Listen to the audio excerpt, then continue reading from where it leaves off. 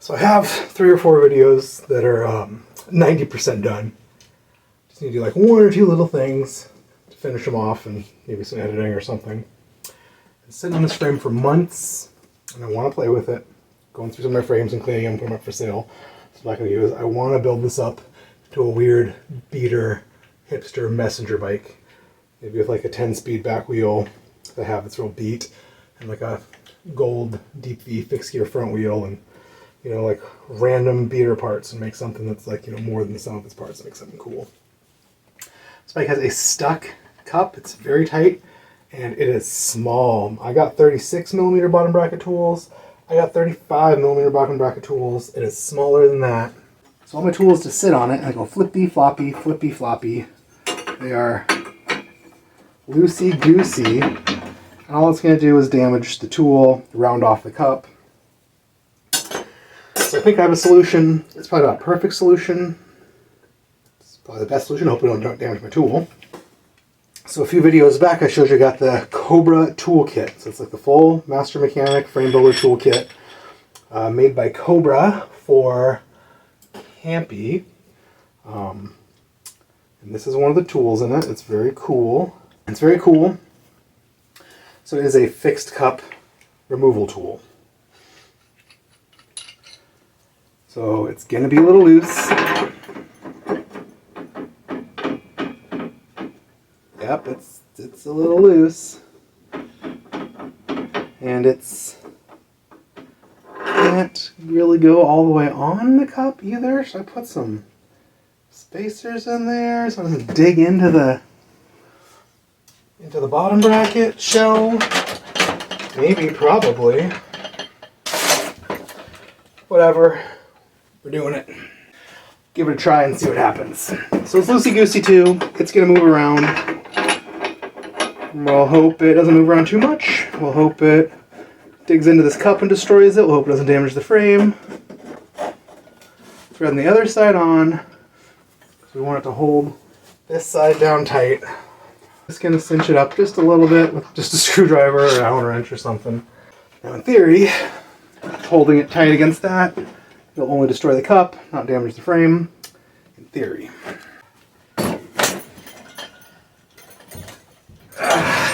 Yep. Leverage is tricky. I'm going to position myself with my shoulder under the head tube and fork crown. Try and get some leverage. Not working. A giant handlebar for the cheater bar.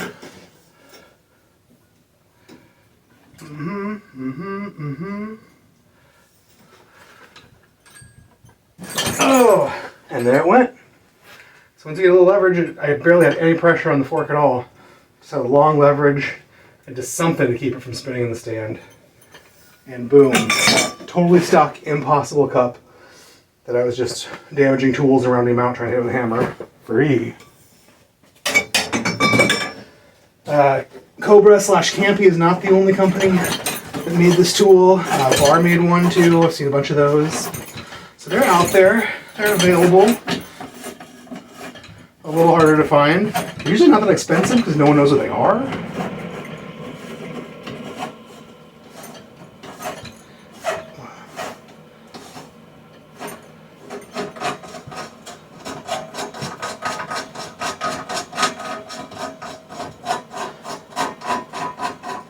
Really wasn't that tight either. If I would have had a tool that fit right, I probably could have got it out the normal way.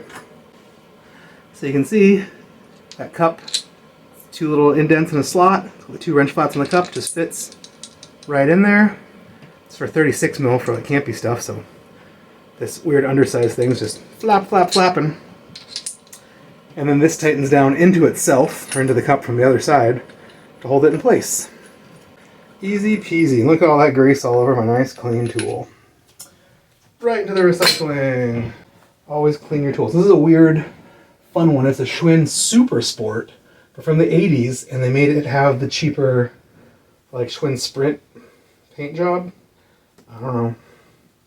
So it's kind of Champion 1 butted tubes and cool, but like a little bit more on the DL and incognito. So this looks like a cheapo Sprint. So it's definitely a little front end collision at some point, or They mangled the tubes to try to make it fit this small lug because it's got almost a ripple here, an almost barely perceptible ripple right there. A little bit, not that bad. I've ridden worse bikes for years, never had a problem. If a ripple's really bad and you refrontal it, it's already like halfway bent, so it's kind of really noticeable. And you hit even a curb or hop a curb wrong and hit it, it can really make the bike taco or fall right over really easy. So, you know, it's best not to ride damaged D-frames, but it's pretty mellow on this one. I'm not too scared. It's pretty cool. Oh, I'm gonna put all junk parts on it, like beater stuff, and it'll be dope. So thanks for watching. Oh, I did not remember doing that. Ooh.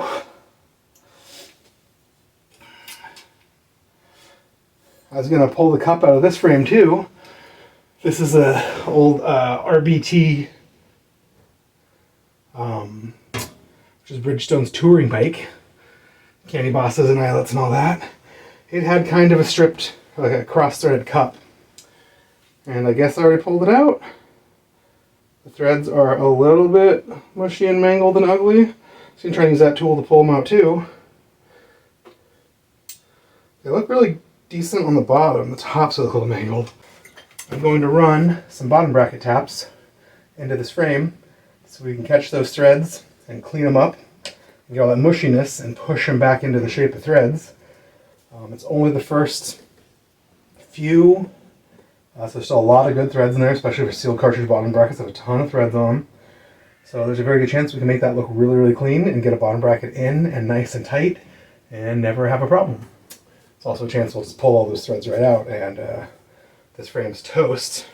And that would be sad. Someone would still want it. Someone would try some hack.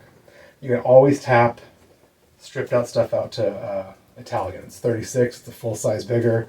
You can just tap stuff right to Ital. And then your frame is saved, except for you have a Japanese bike that takes a campy bottom bracket. And this has the wrong fork, but it's the right color black, and it's got candy bosses. It's only got one eyelet, but like, it fits, man. Not even that noticeable, although a cool lug fork would be way cooler. Yeah, so I got this tool out. Maybe we'll grab them taps and make sure they're English, because I still haven't checked. So these are the frame taps. One side is right hand thread, one side is left hand thread. They're very sharp. This is a big giant guide pin to make sure if your threads are damaged, like in this case, you can thread in the other side, get it started, and then use the guide pin to make it this one perfectly aligned so the damaged threads will still line up and work.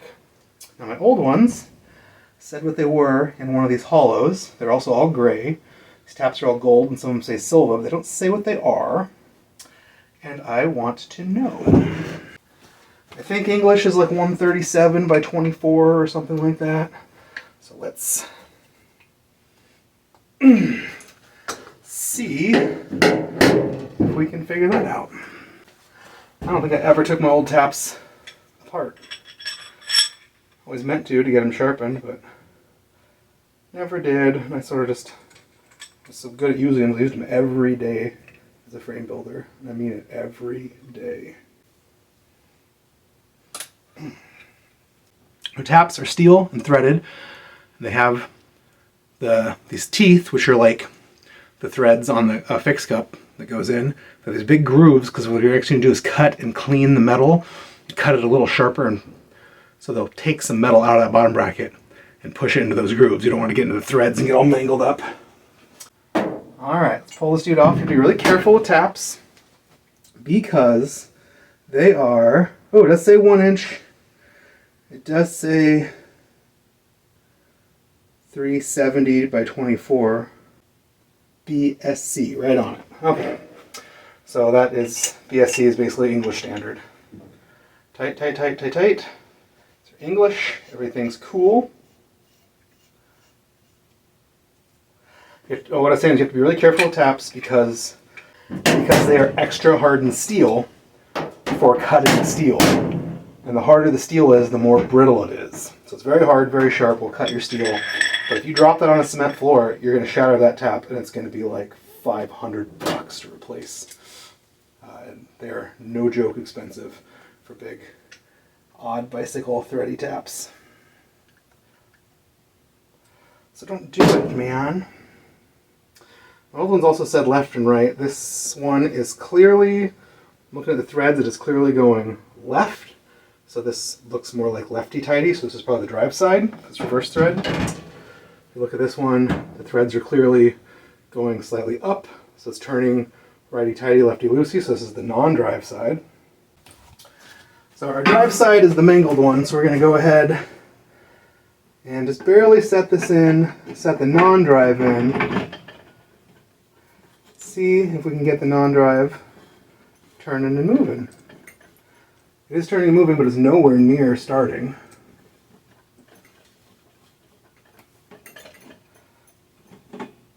So this will be righty-loosey, so we want to go left for lefty-tighty. Now here's a big thing. These taps are sharp. We want to keep them that way. I usually have a big thing of park tap oil I use all the time. I don't know why, because I could buy it at wholesale at a shop. Went to the store and paid $15 for this tiny little thing of magic tap. So it's like a special cutting fluid, cutting oil. I want to put some on these threads. Put some of that channel so it gets in there. Oh, squeeze it in. Because I want it to go. So for every turn you do, you want to back off at least a quarter turn. That's clearing any of that old grease, threads, burrs, chunks of steel. It's cleaning it back out and knocking it into these grooves.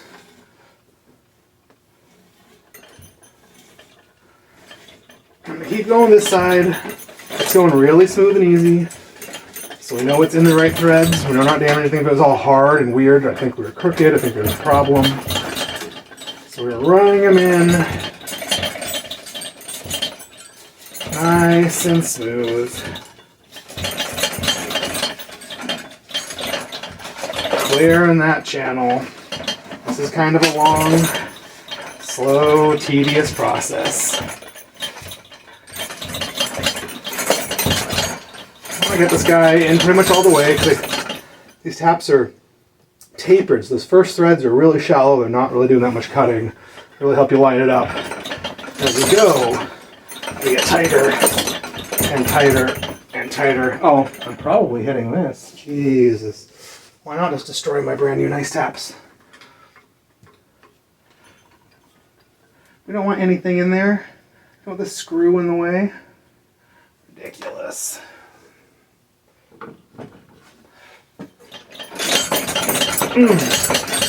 Or maybe it's just as tapped as it's going to get. That side's all the way in, the peg's keeping it straight. This side started really easy too. We really want this side to go all the way in. It's like the first 5 or 6 threads, especially on the top, that are a little bit flattened and mangled and mushed from somebody cross-threading the wrong cup in the wrong way. You gotta be careful. They should be at least this easy. You start a bottom bracket. And if those threads don't go real easy, you don't force them with a tool. You pull it out, you retry and line it up because it's a big, heavy bottom bracket. Fine little weird threads.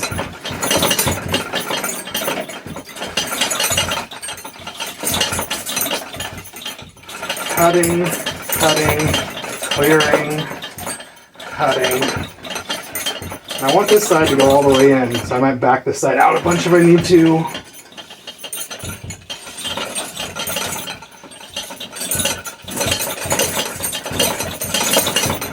Now we're into the really tall, really cutty threads. I'm really going to push that metal around.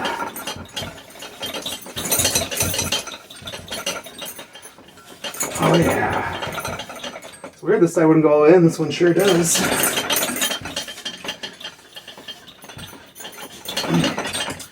And we are all the way in.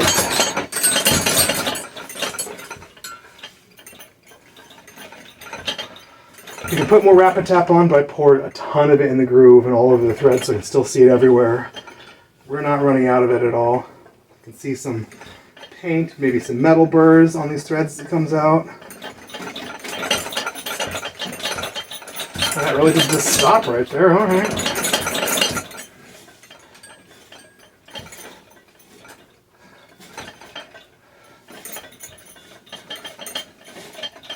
Now we're loosening these guys out. You can see some shrapnel and stuff on here. Let's get some closer shots. You can see the shrapnel, see the burrs and debris, see all that oil as we come out. And it was really pretty easy. You can really see what we cleaned out of there. Lots of gunk. It's all metal. So hopefully this all metal is in the wrong spot. We pushed most stuff back and then cut those channels deeper. There's a lot of metal on that seat stay too. Wow. These things are sharp. They really cut. Gonna clean them. A lot of guys really clean the crap out of their tools. And I used to take a little acid brush and knock all this stuff out. Guys will clean them spotless and then re-oil them and put them back. I use mine all the time and they're covered in the Rapid Tap oil. I've never thought that was a big deal. Apparently the little chunks of shrapnel you get out of there can rust and damage your tools. The tool's soaked in oil, man. Like, I don't think that's a problem. Maybe if you do it once, then put them back dry and still with a bunch of shrapnel. Maybe. And this tool is pretty expensive. It's in that big kit. I've seen guys pay $5-6 grand for those kits from Park. This tool's $500 or $600. There is a cheap Chinese one on eBay right now for like $100. So if you really need to save the day, you could try that. I'm just gonna line this back up. I want these last few threads to really be smooth. I'm just using that centering pin. I think it's out. There we go. This one's got some debris on it too. Whenever you're doing this, you should really have, like I said, they're brittle. You should really have some mats or carpet underneath your workstand. I always have mats. Down here I got mats, and then I got carpet, and then I got carpet mats under that. It's probably extra safe. I'm afraid just saying that's going to jinx me. I'm going to drop it, it's going to shatter. So let's be careful. Really need to buy some acid brushes. I have some toothbrushes. There we go. I want to show inside this bottom bracket and see all that shrapnel built up inside this stay. Look at that, man. That's cutting down deep. That's nice new threads. Really want to get in here and get all that out. This is not enough. I need a brush, man. An old greasy toothbrush. I'm going to throw it away afterwards. I'm going to throw that rag away too. Nothing with any metal splinters or shavings should get put back into use on anything where it could scratch or damage. I want to make sure we got all of them out of these stays. In the trash. Metally rag's gonna go in the trash too. No little metal splinters can get in those threads again and cause burrs and really mess things up for you. I want to look. So I can physically feel that the old threads deeper down are taller. You can feel the lip going in, going whoop. So I did clean all the burrs out. I did cut down nice and deep and sharp. That tool is probably way sharper than whatever old used tool they used at the Bridgestone factory that done 10,000 bikes. The top still doesn't look awesome, but it looks a million times better. The threads are all in line now, more or less.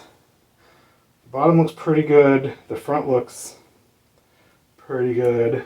The back's hard because there's only one thread. The chainstay hole takes up so much room.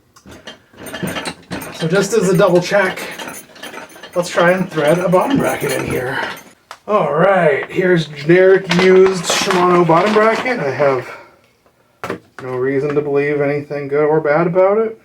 I think I got this from the CCC's swap meet just because made them throw it in a lot of stuff. It's going to cost me nothing. I like to always start the other cup first. Righty-tighty. Really feel for it. Lots of weird fine threads. Easy to mess up. Come on, man. Messing me up in my video. I'm trying to look cool. Trying to look like I know what I'm doing. There we go. Went the wrong way a little till it caught and sort of sat flush. Now it spins right in nice and easy. Never force it. Just keep taking it off and trying again over and over and over. So it went right in like it should because I just tapped it. This thread should be real cut, real clean, real undamaged. Threaded by hand, barely having to touch it. And this is reverse thread because it's English.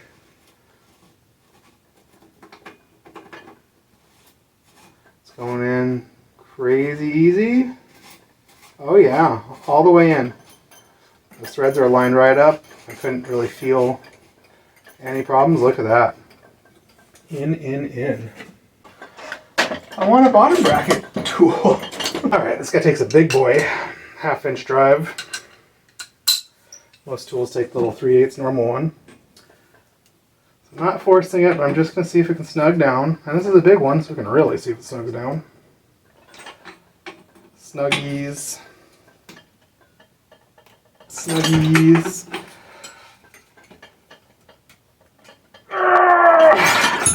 It's about as tight as I can get it with a big boy 1/2-inch long arm breaker bar, so it's extra leverage, extra tight. So that bottom bracket tightened right up. Threaded in easy, tightened up easy. I think this frame is totally saved and fine. Let's see if we can get it out.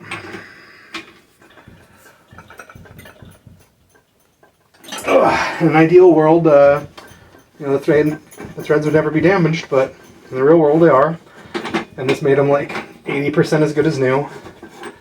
And especially with only about the first 5 or 6, so wow, really this is only grabbing, it's not a lot of threads on this one. This one's really probably only grabbing 2 or 3 threads of solid and undamaged, but also grabbing,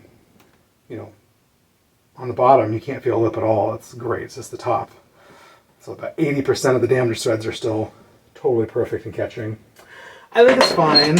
I'm definitely going to disclose this when I sell the bike, but it's fine if it's my bike. I'd put a bottom bracket in, especially a sealed cartridge one, and then forget about it and ride it forever.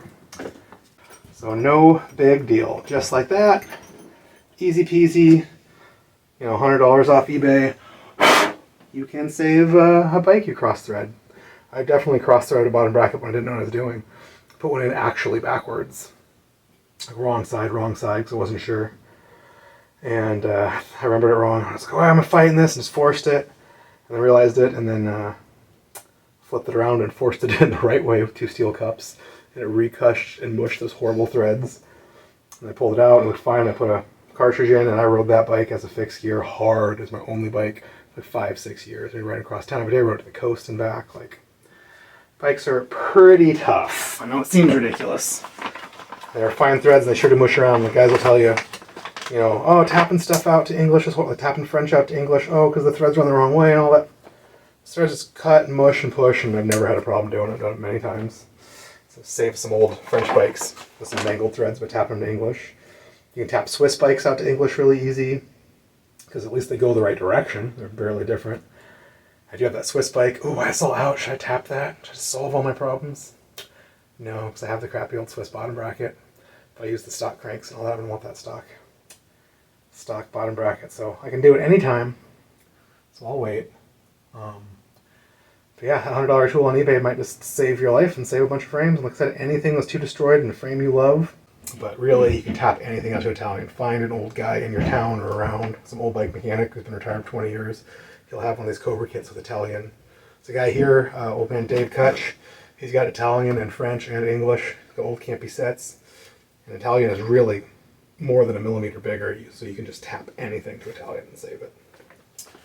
And those old guys will do it for you, man. Probably charge you $100. They're old. They might charge you like $20. I don't realize about inflation, how horrible everything is now. I would charge you $100, if not more. So you're tapping something hard. I mean, you're fighting. You get blisters in your hands sometimes. It's cutting new threads into crown races and stuff. That blisters my hands. Anything on stainless is a nightmare. Probably should be done by a real machine. But that's my video on the bottom bracket taps and that bottom bracket cup tool. Thanks for watching.